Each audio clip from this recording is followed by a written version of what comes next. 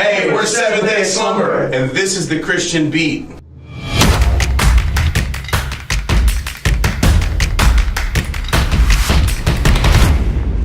To first congratulate you on the upcoming release of Closer to Chaos. Thank you. How does it feel to be 2 days out from actual release now? I feel like we're not ready. Yeah, no, it's a long time coming, but I feel like we're not ready. Like we still have people pre-ordering the album. It's crazy. Like people are excited about this. Feels good. It feels good for people to be this excited about a Seventh Day Slumber album, But this seems different. Like there's a lot more like excitement and like people are like, yes, you're giving us a full rock record now, and we wanted this. And so 2 days out. And it's just crazy. We just moved up to number 41 in the world on iTunes pre-orders. We've stayed in the top 50, and that's across all genres of music. So that's pretty cool. Yeah. Give us an idea of how long this project's been in the making for you. Oh, Jerem? I think I started the very first song like back in September or something like that, or maybe August. We released a record 2 years ago called Found, and that was kind of a like half worship, half rock, and it still sold well, but not like our other records. Like when we sold a worship album and it was all worship, it's still like our highest selling record to date. But then we sold released an all rock record, and it sold well, and it was received well, and it's not about sales, it's just about how it's received, right? And so, but then on Found, it was just kind of like we were trying to please everybody, and you can't do it. You cannot do it. Germ, you cannot do it. We tried. So we released it, and we saw that people still loved it, but they were cherry picking it. So they pick the songs they wanted and download them, and they were like, whoa, no one's buying the full album, A few thousand people bought it, which is great. Like, I'm not complaining about that. I'm just saying, felt like we did something wrong. But we've wanted to release a record that we want to release. No outside influences, and on this one we own the record label. So we just did a record that we wanted to do. Not that we're proud of the work that we've released. Like no one made us do anything. So I don't want to make it seem like labels made us do this, because they were cool with us. It's just, but they had certain criteria. They wanted us to check all those boxes on certain things. But this one, I would say it's been in the making. We've been on a label for 14 years, or something like that. And, at least 14 years. We're only like 25. So. Yeah, so we started when 8 years old I was. But no, so I would say, to answer your question in short, we've been 14 years in the making of doing a record that with no outside influences that we wanted to do. But we started writing for this record, like lyrically, about a year ago, I would say. Maybe, yeah. Close, yeah, definitely. Awesome. How did you go about choosing the title for this collection of Closer to Chaos? We all talk about titles, and we all try to come up, hey, what should we do? Like, you should see our songs. Our songs, when we write them, they have weird names. Like Germalicious is one of the working titles of one of our records. That's a good one. His name's Jeremy, and Should have made the record. and we just call it Germalicious, because it sounded cool, But that wasn't going to go on our record. But we're not good with coming up with names, is what I'm saying. And so, that's the point. Yeah, that's the point. So this record, though, I feel like a lot of us, even as Christian men and women, it seems like over the years we're just getting closer and closer to the edge of, like, well, the Bible doesn't specifically say I can't do this or do that. And I feel like we're constantly pushing the envelope. Meanwhile, we're living in a world that has gone completely crazy, nuts. Like, and I'm not talking about the political climate. I mean, that's whatever. I'm talking about morality in general is like out the window. Things that you would have never thought would be on TV or be said on the radio or whatever it is, like are being said now, and you would have blushed if that was said several years ago, right? So what I'm saying is, here we are as a world going crazy, going mad, going nuts, and even Christian people, we're still pushing the envelope as well. and it's just chaotic. But at the end of the day, no matter how bad things, and we can get ourselves into a rut as Christian people, and as the world, we can get into a rut and things are crashing down around us. But on the album cover, there's this tree of life in the middle of it, and there is everything burning down around it. But the truth is that even though everything is crashing down around you, burning, and it looks like chaos all around you, that God is still God. He has not changed. He's not going anywhere. And He loves you, and He is, He's stable in the middle of all of your crisis and all of your chaos. And so we thought, I said, man, closer to chaos, it seems like we're getting closer and closer, but God He's everlasting, and He's amazing, and so that's what that means, Our next question was about the album art, because it is so awesome. No, thank you. But you covered that well, so we appreciate that. Awesome. This album seems very personal to you guys, and so I was just wondering if you could share a personal story of kind of something that went on in your own life that kind of impacted the album. For Alive Again, the single, Jeremy can talk about that. Yeah, everybody deals with stress, and to me that song was a lot about stress. Whenever I was working on the album, producing it and recording it, I was also, at the same time, I own a booking agency, and I was booking a tour, and I have a brand new baby at home, and so thank you. So there's just a lot of stuff going on, and me trying to balance stuff. I felt like the plates on sticks, I was trying to do that, and it felt like they were falling off the sticks a lot. And I'd written the music. The music's always the easy part, but the lyrical content, you don't want to just, throw anything out there. And so that to me just came out naturally, as talking about the weight of stress and feeling like you can't do anything right or get things right. And it's like, man, I just want to get out from under this stress. Just give me a second to breathe. And I told Joseph, came over, and we were writing on it and talking to each other about the stress, and we all feel it. We all feel those things, and man, it just came together nice. It's a song that feels good when you're listening to it. It's fun to listen to, but also the lyrical content of it is real to everybody, and they're like, yeah, I can relate to that. I feel this. And so, man, just being in this industry, there's a lot of stress when you're trying to mold ministry and music and business all together at the same time, and trying to balance it all. And I just feel like it was real personal to us for that. Yeah, and all the songs are pretty. Like, there's a song called "Your Eyes," and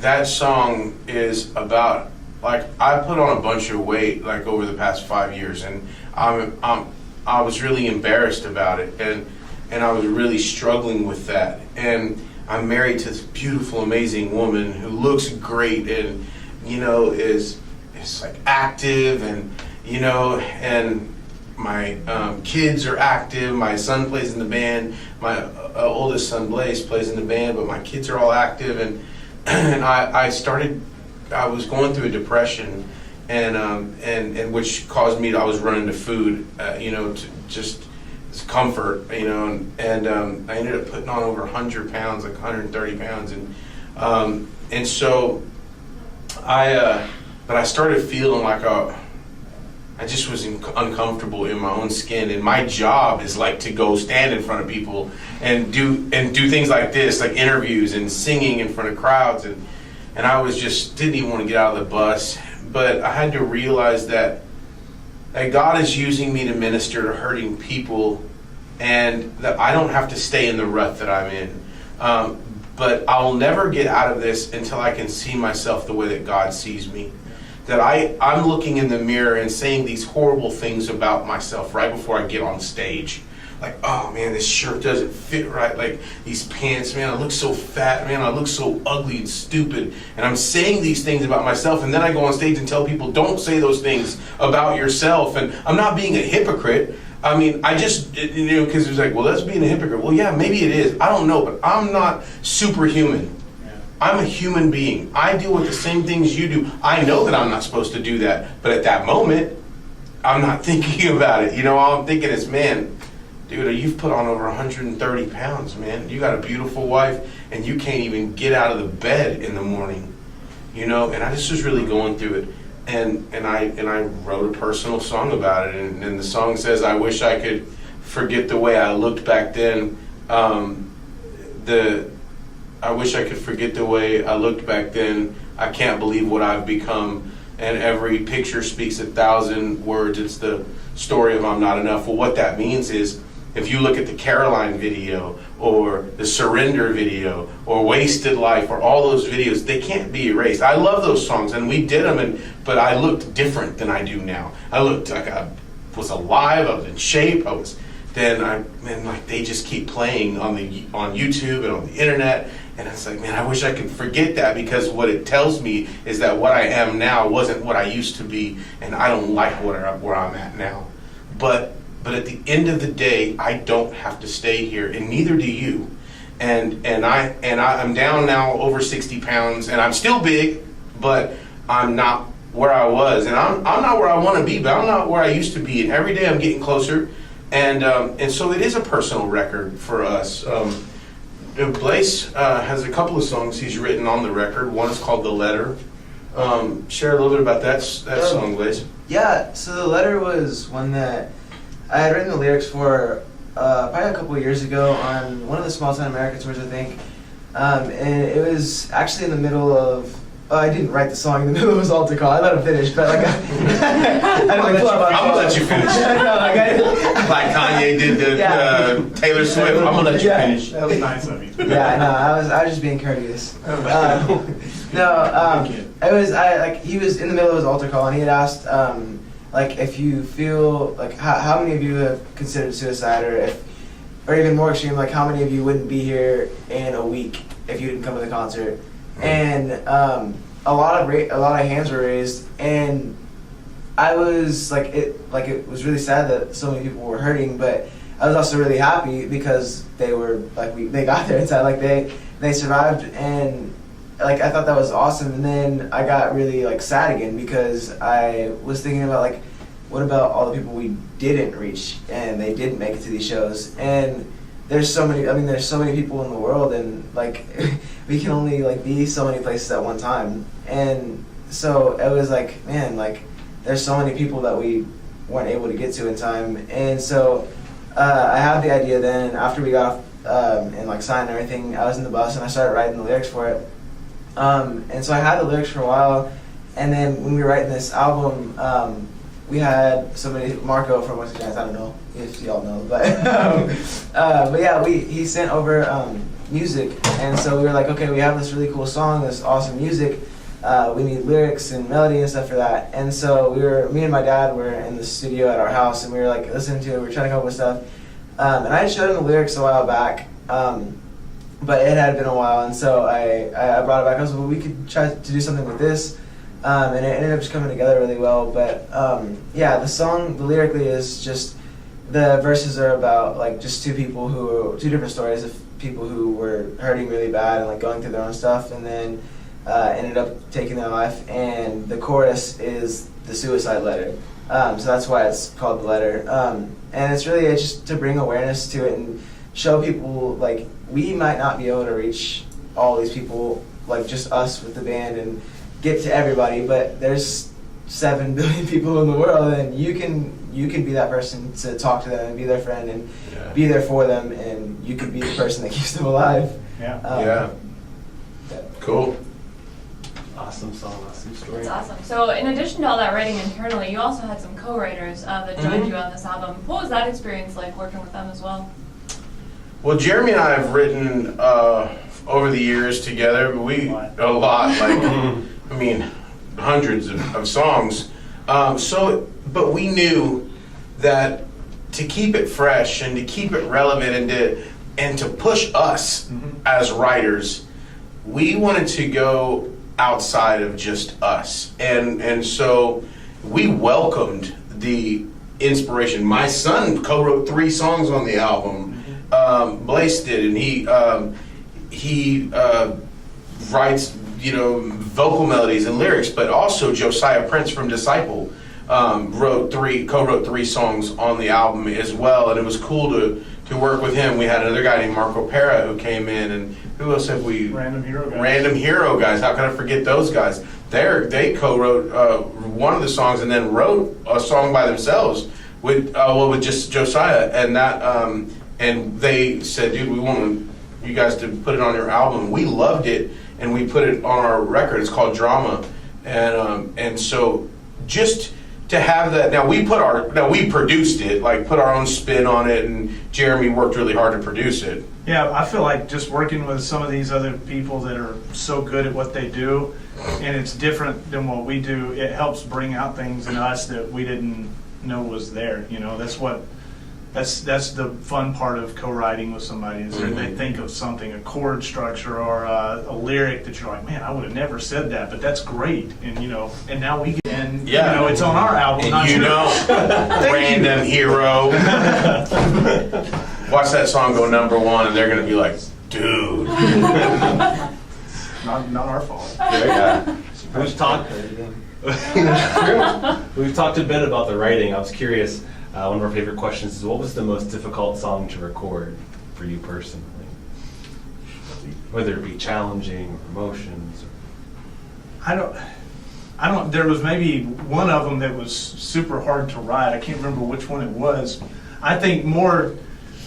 I hate to. Burning an Empire.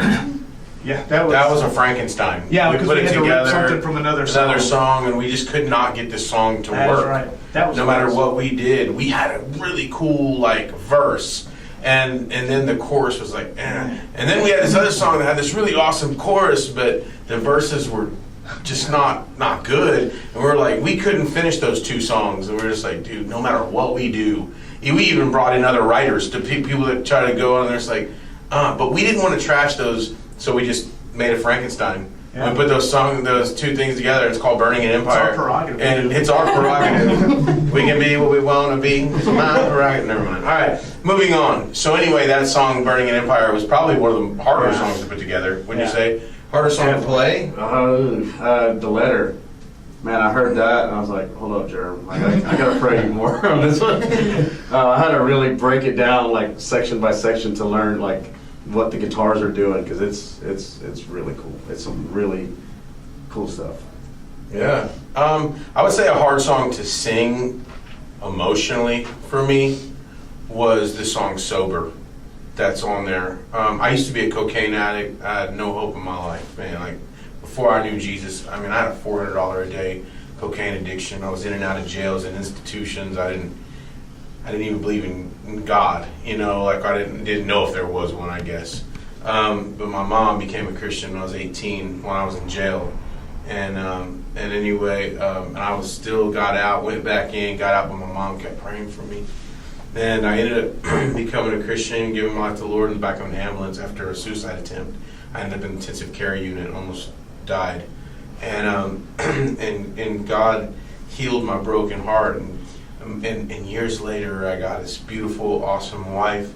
I got 3 awesome kids, and things are amazing. I'm in a band that's touring all over the world, and even have the things like the Dove Award and we're really doing it, and we're a successful band. And then after years of doing this, I just began to feel empty, and I started to feel depressed. I didn't know why I was feeling depressed. It was just thoughts from my childhood started popping up. I had a pretty rough childhood and didn't have a father in my life. We were abused by babysitters, my brother and I, just things like that. And I was just really hurting. And I didn't want to tell people that how bad I was hurting. And I ended up starting to have a few drinks, it's fun. I can have a drink, whatever, for this or that. And before I knew it, and I didn't think it would happen to me, I don't know why I didn't think it would happen to me, but before I knew it, I ended up running to alcohol. Just like I was telling you, I was running to food. Well, it also became alcohol, and I ended up with a problem. And my kids, who have always seen their daddy on top of they've seen me as their hero, as someone who couldn't ever fail. They see me struggling with something that I couldn't beat, and I could stay good to do what I had to do, but then when I got back home or when I whatever, and that was tough, and I didn't know how to, and I couldn't reach out to anybody because I'm the lead singer of a Christian rock band. How am I going to tell somebody that I'm dealing with this? Like, how can I share this and not be like talked about everywhere on the internet and kicked out of the genre I'm in, or the like, but I was hurting and I wanted to reach out. I just didn't even reach out to my pastors or anybody. And but I would look at my kids and I could tell they knew something wasn't right with Daddy, and then I just like, I've got to cry out to you, Jesus. I need you first place in my life again. I don't know why you're not now. I don't know how that happened. I would have never intentionally done that, but here's where I'm at. God, you need to be first place. You need, above and beyond, even my wife and my kids, above and beyond anything else, God, you alone are my source. You alone are my portion. I need you. Before I eat in the morning, you are my bread. I need you, God. And when I did that, he healed me. And I told my kids, and some that I don't really share about, because and it's been an awesome year, you know what I mean? But I told my kids, it's like, Daddy's never going to touch that again, man. And there's a part in that song where it says, I want to medicate, but I got to sit through the pain. To tell the truth, I almost picked the bottle up again. But I made a promise to my kids, Daddy's never going back, no matter how hard it gets. So, yeah, Dusty in this room, man. So that was a hard song to sing. Yeah. Incredible stories. I appreciate you kind of opening up with us. Our last question is kind of always a tricky one. What is kind of your measure of success for this album? What kind of has to happen, or I wonder if you say this release is successful? For me, I think with every album, it's like, does it connect with people? Do they get it? If they don't get, which I don't see how they can't, but I guess I always feel that way. But like, if they just listen to a song and they're like, oh yeah, that's cool, but they don't say how it affected them, then it's like, what did I do? I just wrote a cool song or whatever. But I feel like we connect with our fans because of being real. You're not hiding anything here, and Joseph said he's scared like how people would react, and I get that because people can be super judgmental.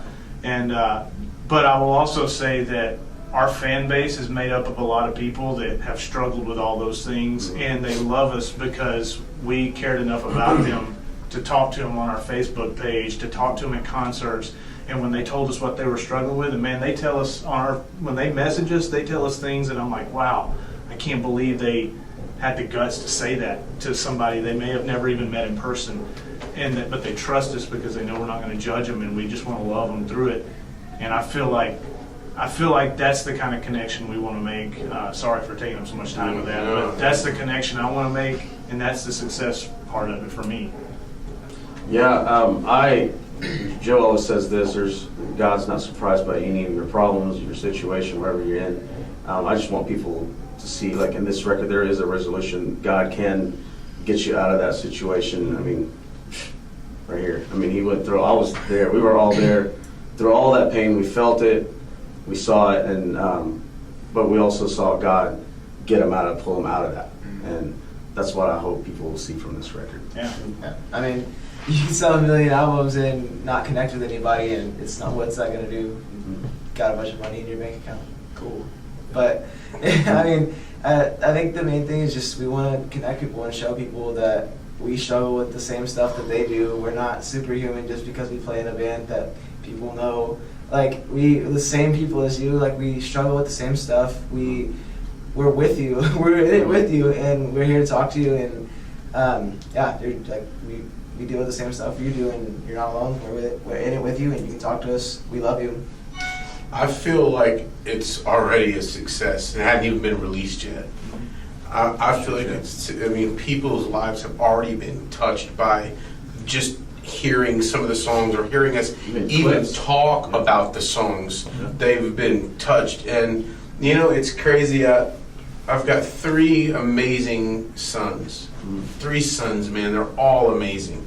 Blaise gets to be on camera. The other 2 don't. I've got 3 amazing sons. I'm looking at my kids and going, wow. And even though they seen Daddy do a lot of cool things, but then they saw that moment of weakness and I was like, man, you know, I hated that they saw it, but these kids are so grounded in Jesus, and they've always known that I've always said that it's Him. It's Him. Your daddy may even let you down, but it's Him who will always be stable in your life, no matter what. And to see 3 awesome kids the way they are and how they are, and then to have Blaise play on the record. Like, he played on the record, and not just played on the record, he elevated our band. Like, trying to keep up with this kid was like crazy. Like, he took us to a new level as a band. Your kid did that? Like, your son did that? You've been doing music since I was 12. Like, I'm talking to myself. Like, you've been doing music since you were 12, and your son has taken your band now that's been in 20 years. Technically a successful band for at least 16 or 17 of those years. And he elevated you. And it's a success already. But, you know, just to add to that, it doesn't hurt that, you know, that we're number 41 across the world on pre-order right now on iTunes of all genres, including mainstream, jazz, rock, whatever. Polka. We're number 41 in the world. We have more pre-orders in physical copies as well than we could have. We can keep up with. I'm going to leave here and go package more stuff. We're doing it. So I'd say it's also going to do well, and I believe it's going to hit Billboard across all genres the first week out. Yeah, that's awesome. Well, wish you guys nothing but the best. We appreciate you taking the time to talk with us. Thank you Thanks so guys much. so much, Thank you. man.